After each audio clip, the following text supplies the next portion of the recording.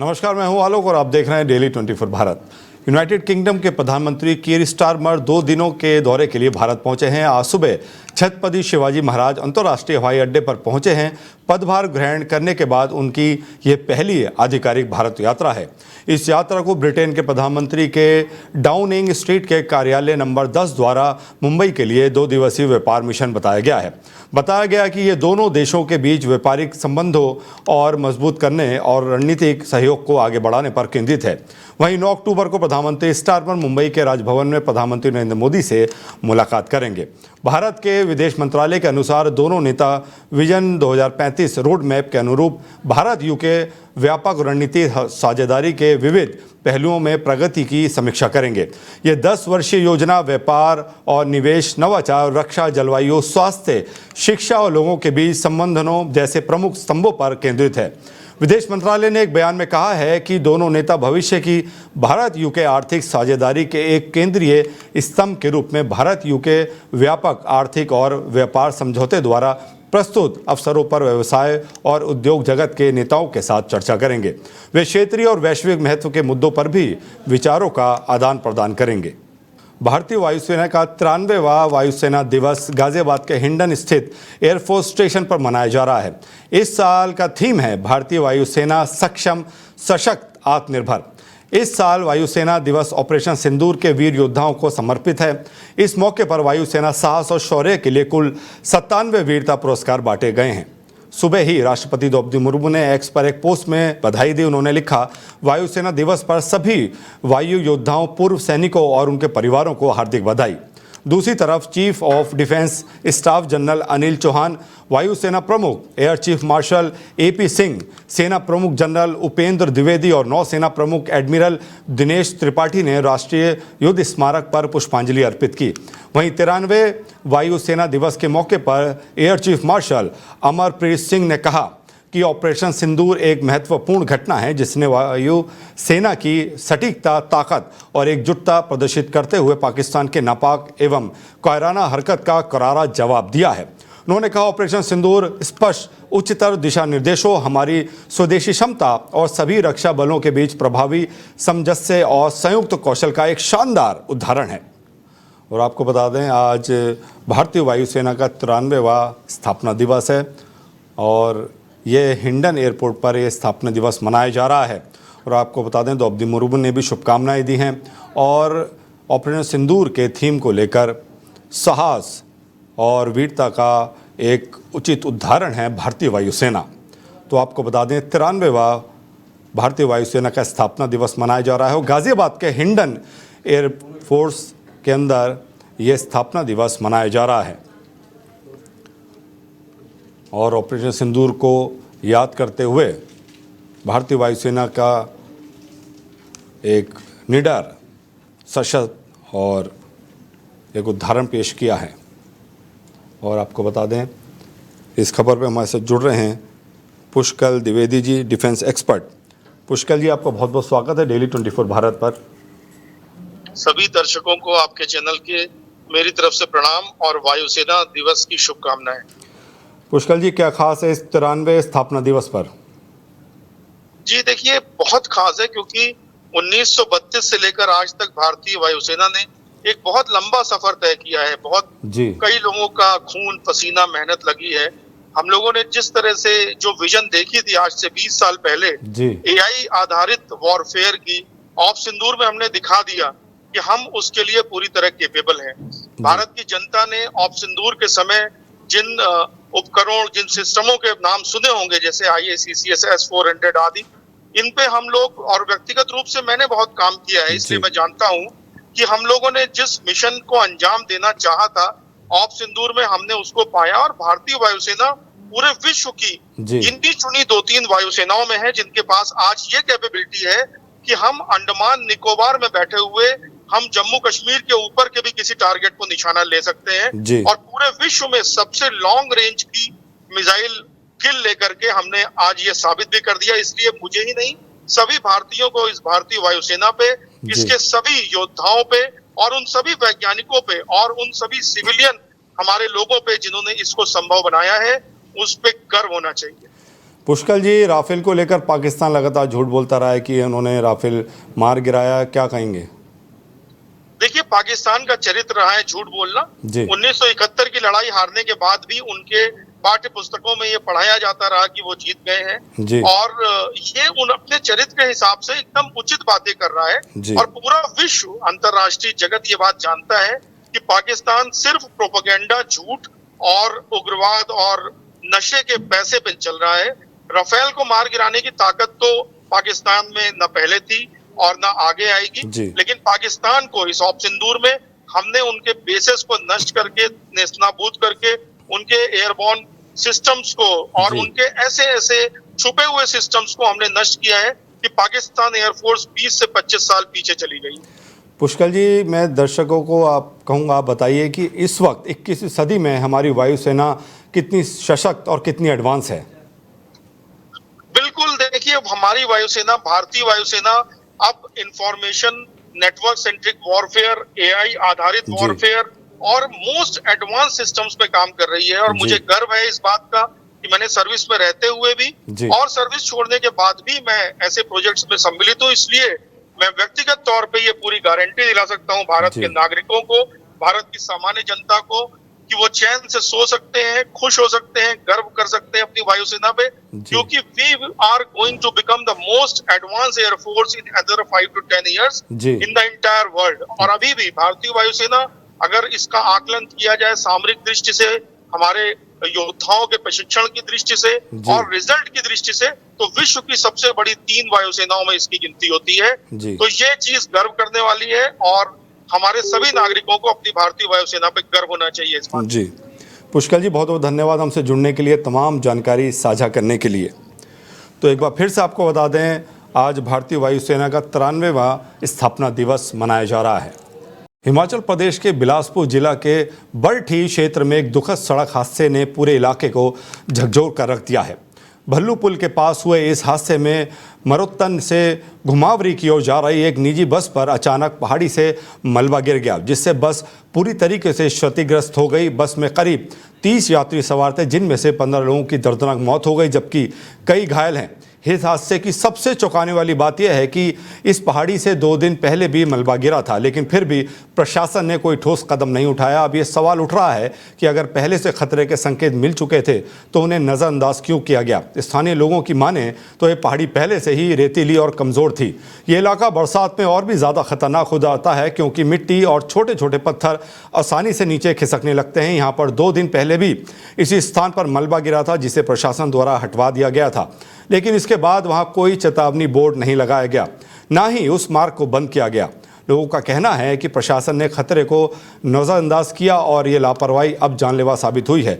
स्थानीय लोगों का कहना है कि इस पहाड़ी क्षेत्र में चोरी छिपे माइनिंग भी होती है। हालांकि इस बारे में कोई खुलकर बोलने को तैयार नहीं है, लेकिन लोगों का दावा है कि रात के समय भारी मशीनों की आवाज़ें और ट्रैक्टर ट्रॉलियों की आवाजाही देखी जाती है। और आपको बता दें, प्रधानमंत्री नरेंद्र मोदी ने इस दुखद हादसे पर अपना गहरा शोक जताया है। उन्होंने पीड़ित परिवारों के प्रति अपनी संवेदना व्यक्त की है। प्रधानमंत्री ने प्रधानमंत्री राष्ट्रीय राहत कोष से आर्थिक मदद का ऐलान किया है। मृतकों के परिजनों को 2-2 लाख रुपए की सहायता दी जाएगी। हादसे में घायल हुए लोगों को 50-50 हज़ार रुपए की मदद मिलेगी।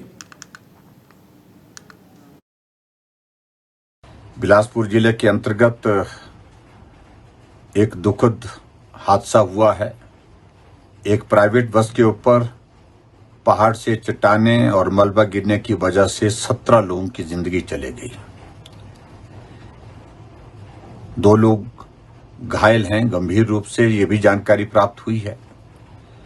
मैं सभी व्यक्तियों जिन्होंने अपने परिवार के सदस्य खोए हैं के प्रति अपनी संवेदना व्यक्त करता हूं। ईश्वर उन परिवारों को दुख सहने की शक्ति दे, ऐसी मैं प्रार्थना करता हूं। बिलासपुर जिले के अंतर्गत एक दुखद हादसा हुआ है। एक प्राइवेट बस के ऊपर पहाड़ से चट्टानें और मलबा गिरने की वजह से 17 लोगों की जिंदगी चली गई। 2 लोग घायल हैं गंभीर रूप से, ये भी जानकारी प्राप्त हुई है। मैं सभी व्यक्तियों जिन्होंने अपने परिवार के सदस्य खोए हैं के प्रति अपनी संवेदनाएं व्यक्त करता हूं। ईश्वर उन परिवारों को दुख सहने की शक्ति दे, ऐसी मैं प्रार्थना करता हूं। बिलासपुर जिले के अंतर्गत एक घटना के बारे में जो बहुत ही दुखद घटना है आज की। जैसे ही हमें पता लगा, मेरा घर यहाँ से 300 मीटर दूर है, जैसे पता लगा वैसे ही चप्पल तो उसी तरह से हम यहाँ चले आए तो देखा तो बस पूरी ये हो चुकी थी। पहले एक बच्चा निकला और इधर जिंदा पता नहीं हॉस्पिटल में बचा या नहीं बचा। उसके बाद हम लगे हैं पहले कस्सियों के द्वारा पुलिस प्रशासन को फ़ोन किया, नीचे जेसीबी वालों से कांटेक्ट किया। उन्होंने जितनी जल्दी भी हो सका हमने कस्सियों से काम करके मैं 2 डेड बॉडी निकाली। और ये घटना के बारे में जो बहुत ही दुख जिला बिलासपुर के झंडूता विधानसभा क्षेत्र के अंतर्गत एक हृदय विदारक घटना हुई है, जहां एक प्राइवेट बस के ऊपर बड़ी मात्रा में पत्थर, मलबा और पहाड़ी आ गई और जिसके कारण अनेक देश की जानें चली गई। बहुत ही दुखदायी घटना है। राहत बचाव कार्य चला हुआ है। हम परमपिता परमात्मा से प्रार्थना करते हैं कि सभी लोग सुरक्षित निकलें और जिनका जीवन। कुरुक्षेत्र पुलिस ने एक बड़ी सफलता हासिल की है। कुरुक्षेत्र CIA 2 की टीम ने कुरुक्षेत्र के पिहोवा में नेशनल हाईवे 152D के पास मुर्तजापुर के पास 2 बाइक सवार युवकों को हैंड ग्रेनेड के साथ पकड़ा है। मौके पर अंबाला से बम निरोधक दस्ते की टीम बुलाई गई, जिन्होंने उसकी डिफ्यूज किया। फिलहाल पुलिस ने दोनों आरोपियों को गिरफ्तार करके जांच शुरू कर दी है। DSP निर्मल सिंह ने बताया कि पुलिस को गुप्त सूचना मिली थी कि 2 संदिग्ध युवक गांव के पास घूम रहे हैं। गुप्त सूचना के आधार पर पुलिस ने दोनों युवकों को पकड़ा और जब उनसे पूछताछ की और तलाशी ली गई तो उनके पास से एक हैंड ग्रेनेड बरामद हुआ। इसके बाद उनको गिरफ्तार किया गया। DSP ने बताया कि ये युवक इसको कहां से लेकर आए थे, इसकी जांच की जा रही है, लेकिन ये स्पष्ट हो गया है कि ये कुरुक्षेत्र या फिर आसपास के किसी भी जिले में हैंड ग्रेनेड से किसी बड़ी वारदात को अंजाम देने वाले थे और ये युवक विदेश से किसी व्यक्ति की कॉल के इंतजार में थे। दोनों आरोपी की गैंग से जुड़े हुए हैं और किसी वारदात को अंजाम देना चाहते थे। फिलहाल इसकी जाँच की जा रही है। आपको बता दें कि अगली खबर, जब 4 फुट के मगरमच्छ को रेस्क्यू किया गया है, 3 घंटे की मशक्क़त के बाद इस पर काबू पा गया। कुरुक्षेत्र के गांव भोर में प्रगट सिंह की टीम ने इस जो है संयुक्त प्रयासों द्वारा एक मगरमच्छ को पकड़ा है। मगरमच्छ की लंबाई करीब 4 फुट दिखाई पड़ रही है, जो पिछले 1 हफ्ता से यहां पर देखा जा रहा था। स्थानीय निवासियों का कहना है कि उनके द्वारा गोताखोर टीम को सूचना दी गई थी, जिसके बाद पिछले 3 दिनों में टीम लगातार मगरमच्छ को पकड़ने के प्रयास कर रही थी, लेकिन आज इस मगरमच्छ का रेस्क्यू कर लिया गया है। उन्होंने बताया कि ये रिहायशी इलाके हैं जहाँ पर बच्चे भी अक्सर गुजरते रहते हैं। ऐसे में यहाँ रह रहे लोगों के दिल में एक डर का माहौल बना हुआ था। वहीं गोताखोर प्रकट सिंह ने बताया कि उन्हें यहाँ मगरमच्छ होने की सूचना मिली थी, जिसके बाद उनकी टीम पिछले 3 दिन से लगातार प्रयास कर रही थी, लेकिन आज मगरमच्छ को काबू कर लिया गया है। उन्होंने बताया कि ऐसा ही एक और मगरमच्छ यहाँ होने की संभावना जताई जा रही है, जिसको लेकर प्रेस के ऑपरेशन अभी जारी है। गोताखोर प्रगट सिंह का कहना है कि पिछले दिनों आई बाढ़ के कारण मगरमच्छ इन छोटी नहरें में पहुंच जाते हैं और जब पानी कम होने पर दिखाई पड़ते हैं। उन्होंने बताया कि उनकी टीम द्वारा ये 26वां मगरमच्छ पकड़ा गया है। बिल्कुल सर, आखिरी उम्मीद फाउंडेशन गोताखोर प्रगट सिंह 25 सालों से इंसानियत की फ्री ऑफ कॉस्ट सेवा निभाती आ रही है। चाहे नहरों से डेड बॉडियां निकालना हो, गायें काटना हो या जिंदा लोगों को बचाना हो। तो लगातार 3 दिन से गगन चीमा और जंग बहादुर सिंह चीमा, इन भाइयों द्वारा हमारे पास 3 दिन से कॉल आ रहे थे कि इनके डेरे के सामने नहर के अंदर एक मगरमच्छ को देखा गया है। तो उसके बाद 2 दिनों से लगातार टीम के प्रयास जारी थे। वाइल्ड लाइफ टीम कुरुक्षेत्र से कृष्ण भाई को भी मैसेज किया गया, सुभाष जी को मैसेज किया, तो इनकी टीम भी मौके पर पहुंची और आज फिर तीसरे दिन 2 घंटे के सर्च ऑपरेशन दौरान इस 4 फुट के आसपास के क्रोकोडाइल को हमने रेस्क्यू कर लिया। हफ्ते से ज्यादा ही हो गया है। पहले नहर भरी हुई थी तो ये नहर से बाहर निकल के हमारे रास्ते में पड़े हुआ बहुत बार मिला और ये मेरे हिसाब से 2 हैं। तो 2 मगरमच्छ? हाँ जी सर। तो खतरा बना रहता होगा सर, यहाँ आना जाना बहुत है, बच्चे भी हैं, वहाँ लेबर भी आती है। ये हमारे इधर 8-10 घर हैं दिन रात का आना जाना है, तो ये खौफ का माहौल बना हुआ था इस मगरमच्छ की वजह से। तो कितना समय लगा ऐसे पकड़ने? सर ये भाई के पास 3-4 दिन पहले हमने प्रगट भाई को कुरुक्षेत्र की स्थानीय अंतर्राष्ट्रीय जात धर्मशाला में मंगलवार को रामायण रचयिता आदि कवि महर्षि वाल्मीकि जयंती धूमधाम से मनाई गई। इस अवसर पर हरियाणा के राज्य मंत्री कृष्ण बेदी ने मुख्य अतिथि के रूप में शिरकत की। कार्यक्रम में उपस्थित श्रद्धालुओं को संबोधित करते हुए कृष्ण बेदी ने कहा कि महर्षि वाल्मीकि जी केवल एक समाज नहीं बल्कि पूरे मानव समाज के पथ प्रदर्शक हैं। उन्होंने अपने अनुभवों को रामायण के माध्यम से प्रस्तुत कर मानव जाति को जीवन दर्शन दिया। बेदी ने कहा कि भगवान श्री राम द्वारा शबरी के झूठे भेड़ खाने की कथा समाज में समरसता और समानता का सबसे बड़ा संदेश देती है। राज्य मंत्री ने कहा कि आज प्रदेश ही नहीं बल्कि देश और विदेशों में भी महर्षि वाल्मीकि जी की जयंती पूरे श्रद्धा भाव से मनाई जा रही है। हरियाणा के सभी 22 जिलों में आयोजित कार्यक्रमों में भाजपा के मंत्री, विधायक और सांसद शिरकत ले रहे हैं।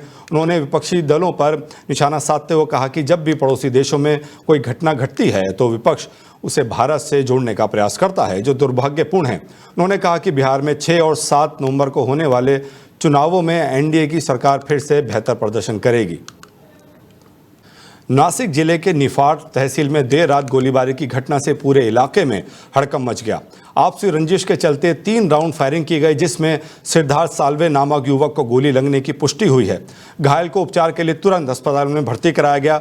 घटना की सूचना मिलते ही निफाड पुलिस मौके पर पहुंची और तेजी से कार्रवाई करते हुए 5 आरोपियों को गिरफ्तार कर लिया। पुलिस ने आरोपियों के पास से अवैध हथियार और मोबाइल फोन भी बरामद किए। गिरफ्तारी के बाद पुलिस ने आरोपियों की बारात निकालते हुए इलाके में गश्त की, जिससे आम जनता में कानून व्यवस्था को लेकर भरोसा कायम हो सके। पुलिस अधिकारियों का कहना है कि यह घटना आपसी पुरानी दुश्मनी का नतीजा है और मामले की गंभीरता से जांच की जा रही है। इस वारदात के बाद नासिक और निफाड के नागरिकों में दहशत का माहौल है, लेकिन पुलिस ने हालात पर नियंत्रण पा लिया है और इलाके में सुरक्षा व्यवस्था कड़ी कर दी है। पूरे घटनाक्रम को लेकर आगे की जांच जारी है। मध्य प्रदेश के देवास जिले में एक सरकारी टीचर स्कूल में ही एक महिला के साथ आपत्तिजनक हालत में पकड़े गए। बताया जा रहा है कि जिस समय वो महिला के साथ एक क्लास के अंदर लेटे थे, उसी समय कुछ छात्रों ने उनका वीडियो बना लिया। हाल ही में ये वीडियो सोशल मीडिया पर वायरल हो गया। इसके बाद शिक्षक विक्रम कदम को सस्पेंड कर दिया गया। विक्रम कदम ने वीडियो को AI जनरेटेड बताया, लेकिन अधिकारियों को उनकी बात में यकीन नहीं है। उन्होंने जांच के बाद टीचर को पद से हटाने का फैसला किया है। ग्रामीणों का आरोप है कि शिक्षक लंबे समय से इस तरह की हरकतों में पड़ा हुआ था और कई बार बच्चों के सामने ही महिला के गले में हाथ डालकर बैठने की घटनाएं हुई थी। 2 दिन पहले ही गांव के पटेल और उप सरपंच ने सार्वजनिक रूप से उसे फटकार लगाई थी, लेकिन विक्रम कदम ने अपनी हरकतों को जारी रखा। इससे यह स्पष्ट होता है कि पहले भी संकुलन प्रशासन ने शिकायत दर्ज कराई थी, लेकिन कोई ठोस कार्रवाई न होने के कारण शिक्षक के हौसले बुलंद थे। बुधनी विधानसभा क्षेत्र के ग्राम सकलपुर स्थित देवी धाम तालाब में एक अज्ञात शव मिलने से इलाके में सनसनी फैल गई। शव को स्थानीय स्वीपरों और पुलिस की मदद से तालाब से बाहर निकाला गया है। मृतक की उम्र लगभग 40 से 45 वर्ष बताई जा रही है, जबकि उसके दाहिने हाथ पर मिथुन नाम गुदा हुआ पाया गया है। पुलिस ने मामले की जाँच शुरू कर दी है और शव की शिनाख्त की कोशिश जारी है। तालाब की गंदगी और अंदर कचरा को लेकर पहले से ही बहुत विवाद हो गए थे कि कोई घटना ना घट जाए। मध्य प्रदेश के प्रसिद्ध आस्था केंद्र सलकनपुर देवी धाम से बड़ी खबर सामने आई है, जहां आम श्रद्धालु घंटों कतार में खड़े रहकर केवल दूर से मां विजयासन के दर्शन कर पाते हैं। यहां तक कि प्रदेश के पूर्व मुख्यमंत्री दिग्विजय सिंह, कमलनाथ, शिवराज सिंह चौहान, उमा भारती और वर्तमान मुख्यमंत्री मोहन यादव जैसे बड़े नेता भी हमेशा गर्भगृह के बाहर से ही पूजा अर्चना करते हैं। लेकिन अब सोशल मीडिया पर एक वीडियो तेजी से वायरल हो रहा है, जिसमें एक व्यक्ति गर्भगृह के अंदर दर्शन करता हुआ दिखाई दे रहा है, जबकि नियम स्पष्ट रूप से कहते हैं कि गर्भगृह में केवल पुजारी को ही प्रवेश की अनुमति होती है। स्थानीय लोगों और सरपंच मंजू दाइमा का कहना है कि ये व्यक्ति या तो मंदिर के किसी कर्मचारी का रिश्तेदार हो सकता है या फिर ट्रस्ट समिति से बहुत नज़दीकी संबंध रखता होगा। भक्तों का कहना है कि ऐसी घटनाएं श्रद्धालुओं की आस्था को ठेस पहुंचाती है और मंदिर प्रबंधन की पारदर्शिता पर गंभीर सवाल खड़े करती है। अब सवाल यही उठता है कि क्या इस वायरल वीडियो की जांच होगी या फिर यह मामला भी समय के साथ ठंडे बस्ते में डल जाएगा। चाहती हूँ कि मैं सलकनपुर से ग्राम पंचायत सरपंच हूँ, मंजू दायमा, और मैं ये ये मेरे को अभी एक वीडियो बहुत वायरल हो रही है, जिसमें माता रानी के गर्भगृह में एक लड़का डायरेक्ट जाके मैया जी के यहाँ दर्शन कर रहा है, जबकि वहाँ जाना अनुमति नहीं है किसी की भी। अपने जो अधिकारी और अपने जो मंत्री, पूर्व मंत्री शिवराज सिंह जी, अपने जो भी बड़े बड़े नेता उन जो आते हैं, सब बाहर से मैया जी के चरणों में बैठ के वहाँ पूजा पाठ करते हैं बढ़िया।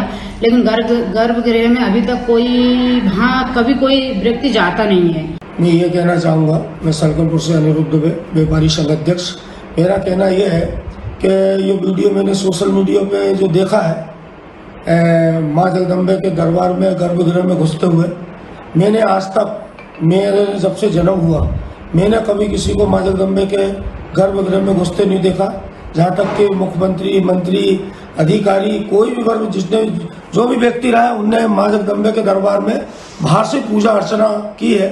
ये बहुत बड़ी लापरवाही है मंदिर समिति ट्रस्ट की।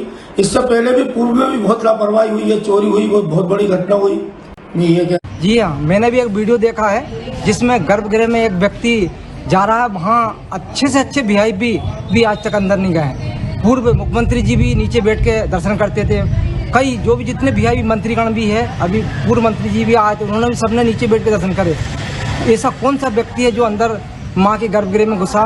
अभी तक मेरे हिसाब से मैं यहाँ 2 बार सरपंच रहा, कोई भी उस गर्भगृह में गया। जी हाँ, मैंने भी एक वीडियो। पटियाला में खाद्य सुरक्षा दल ने आज तड़के खाद्य पदार्थों में मिलावट के खिलाफ बड़ी कार्रवाई की है। इस बीच पास के गांव चुटेहरा में डेयरी इकाई पर छापेमारी के दौरान 225 किलो संदिग्ध पनीर जब्त किया गया है।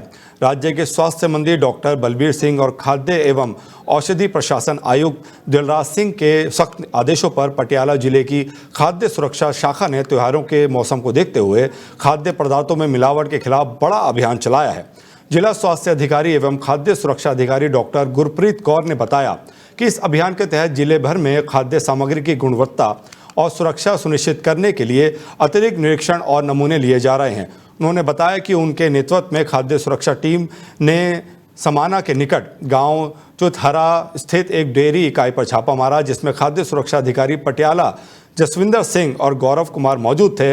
इस दौरान खाद्य सुरक्षा एवं मानक अधिनियम 2006 के तहत पनीर, दही और स्किम्ड मिल्क पाउडर के 3 नमूने लिए गए हैं। साथ ही मौके पर 225 किलो संदिग्ध मिलावटी पनीर जब्त किया गया है। ये सभी नमूने राज्य खाद्य प्रयोगशाला खरड़ भेज दिए गए हैं। जांच रिपोर्ट आने के बाद आगे की कार्रवाई की जाएगी। फतेहपुर में तेज रफ्तार बोलेरो अनियंत्रित होकर तालाब में पलट गई। इस दर्दनाक हादसे में 4 लोगों की मौत हो गई। स्थानीय टोल कर्मियों ने 5 लोगों को बोलेरो से बाहर निकालकर उनकी जान बचा ली। मौके पर पहुंची पुलिस टीम ने टोल कर्मियों की मदद से सभी घायलों को इलाज के लिए नजदीकी अस्पताल में भर्ती कराया गया। यह हादसा कल्याणपुर के टोल प्लाजा के पास हुआ। बताया जा रहा है कि बोलेरो प्रयागराज से कानपुर की ओर जा रही थी। इस दौरान ड्राइवर को झपकी आने की वजह से हादसा हो गया।